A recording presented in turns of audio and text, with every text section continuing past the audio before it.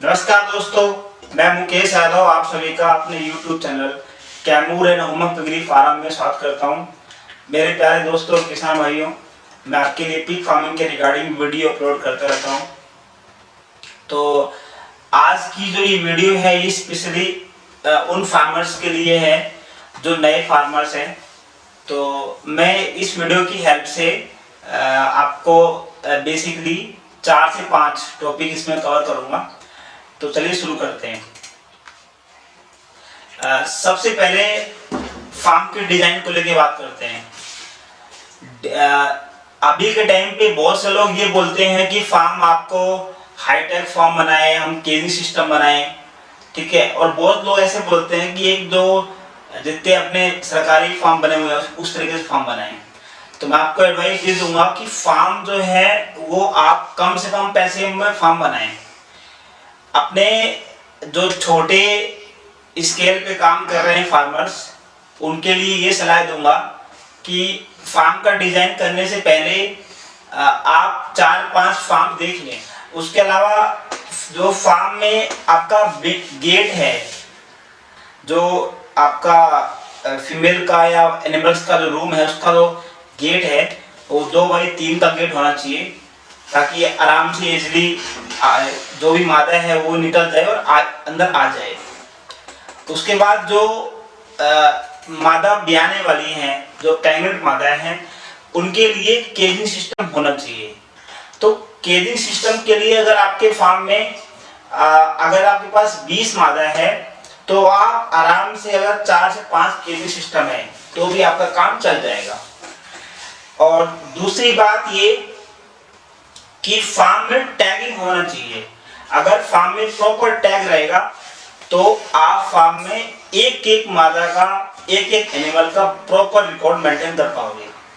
तो चलिए मैं आपको दिखाता हूँ टैग से क्या क्या बेनिफिट है और आप किस तरीके से रिकॉर्ड मेंटेन करोगे। तो देखिए, जैसे आप स्क्रीन में देख पा रहे हो, मैं आपको यहाँ पे ये फीमेल का हीटिंग रिकॉर्ड ऑफ फीमेल ये आपको दिखाता हूँ। अगर आपके पास टैग नंबर है तो आप इसमें टैग नंबर लिख दोगे, जो भी मादा का टैग नंबर है, और टैग नंबर के बाद उसका डेट ऑफ हीटिंग और डेट ऑफ क्रॉसिंग। तो आपको पता चलेगा कि फीमेल कब ब्याने वाली है। तो इसका प्रॉपर रिकॉर्ड, मतलब ये हीटिंग का प्रॉपर रिकॉर्ड हो जाएगा। तो टैग तो कंपलसरी आपके फार्म में टैग होना चाहिए, ठीक है। दूसरा मैं आपको ये दिखा रहा हूँ, तो ये हमारी दूसरी सीट है। ये सीट है, इससे पहले आप ये सीट देख चुके हो। ये सीट फीमेल का रिकॉर्ड के लिए इस सीट है। देखिए यहाँ पे मैं सारी चीजें लिखी हुई है, मतलब एक ही पेज के अंदर फीमेल का पूरा A to Z पूरा प्रॉपर रिकॉर्ड है। तो जैसा कि मैं आपको दिखाने की कोशिश करता हूँ कि आप अपने फार्म में किस तरीके से अपनी फीमेल का प्रॉपर रिकॉर्ड मेंटेन करोगे। मैं हमेशा अपनी हर वीडियो के अंदर फीमेल का रिकॉर्ड के बारे में आपको हमेशा बोलता हूँ। जैसे मैं आपको दिखाता हूँ कि ये, जैसे कि देखिए, ये इसमें हमने आप इस टाइप का जो भी स्टेशनरी है वहाँ से ले आइए और एक प्रिंट आउट निकाल लीजिए। और प्रिंट आउट निकालने के बाद ये इसको आप अपने फार्म पे, जो भी आपके फार्म के बीचों बीच आप किसी भी चीज से, किसी तार से या धागे से आप उसको लटका दीजिए। तो उससे आपका क्या है, मादा का प्रॉपर रिकॉर्ड मेंटेन रहेगा। अब इसमें सारी चीज लिखी हुई है कि date of heating, date of crossing, सारी चीजें हैं। और इसके पीछे वाला जो है, ये वाला पोर्शन है, इसमें है कि आपकी फीमेल किस टाइम बच्ची देगी। तो इस तरीके से अपने फार्म पे एक प्रॉपर रिकॉर्ड मेंटेन करें। रिकॉर्ड का बहुत अहम रोल है फार्मिंग के अंदर। अभी के टाइम पे बहुत से लोग कंफ्यूज होते हैं, जो नए फार्मर्स होते हैं, और ये कहते हैं कि मैं अपने फार्म को किस तरीके से चलाऊं, इसमें कितना बेनिफिट होगा, कितना लॉस होगा। तो मैं आपको ये सलाह दूंगा कि अगर आप प्रॉपर नॉलेज और सारी जानकारी के साथ काम स्टार्ट करोगे तो आपका इसमें बेनिफिट होगा। ऐसा नहीं कि आपका इसमें लॉस है। लॉस का धंधा नहीं है, बेनिफिट का धंधा है। बट डिपेंड करता है कि आपको कितना नॉलेज है फार्म के अंदर। ऐसे बहुत से फार्मर्स जो उनके फार्म पे टैगिंग सिस्टम नहीं है, टैग की वजह से काफी दिक्कत आती है। आप अब मैं तो ये कहता हूं कि अगर आपके फार्म में अगर आपने प्रॉपर टैगिंग किया हुआ है तो आप छोटी जगह में नंबर ऑफ एनिमल्स, ज्यादा एनिमल्स आराम से पा सकते हैं। कैसे? आपको पता है कि भाई मान लो एक फीमेल है, इसका टैग नंबर 2 है और एक का 5 है। आपको पता है 2 और 5 साथ में रह सकती है, तो डिलीवरी के बाद दोनों को आप साथ में रख दो, दोनों बच्चों को साथ में रख दो। तो इस तरीके से मतलब कि लगभग नहीं तो 15 दिन तक तो आप उसको केज में रखो और 15 दिन बाद दोनों मादा को आप एक ही रूम में शिफ्ट कर दो। अब जो आपका केज है वो खाली हो गया दूसरे मादा के लिए। तो इस तरीके से अपने फार्म पे आप टैगिंग का एक प्रॉपर रिकॉर्ड मेंटेन करो। अब ये मैं आपको फार्म तो दिखा रहा हूँ, ये फार्म केज सिस्टम का फार्म है। तो ऐसी फार्म जो रहते हैं वो तो आपको जानकारी ये दूंगा कि फार्म के अंदर कि फार्म में नाली का विशेष ध्यान दें। मैं आपको ये सलाह दूंगा कि फार्म में नाली हमेशा बाहर से होनी चाहिए। बाहर से नाली रहेगी तो कभी भी आपके फार्म में मच्छर और मक्खी पैदा नहीं होंगे।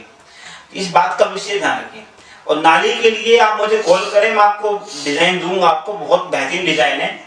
और जैसे आप ये देख पा रहे हो हमारा फार्म है, हमने अपने फार्म पे नाली जो है बाहर से करी है। आप इसको उठाइए, एंगल को उठाइए और एंगल को उठाते ही पूरा पानी बाहर चल जाएगा। तो इस तरीके से अपने फार्म पे आप तो अपने फार्म पे इन चीजों का विशेष ध्यान रखें अगर आपको फार्मिंग में अच्छा इनकम आपको जनरेट करना है तो। दूसरा ये कि अभी के टाइम पे जो नए फार्मर्स हैं वो फार्म बनाने में बहुत पैसा खर्च कर देते हैं।